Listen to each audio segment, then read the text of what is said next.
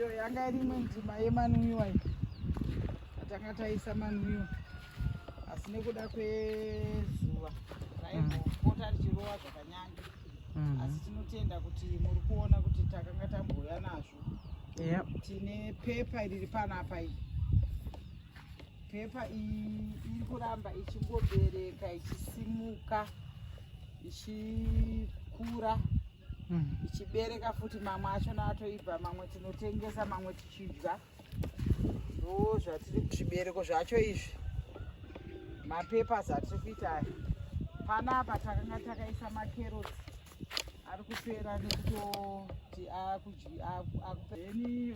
Panapa tine derere, tine mhuri inofanira kudya zvechivanhu, saka derere takaririmira vanofarira derere.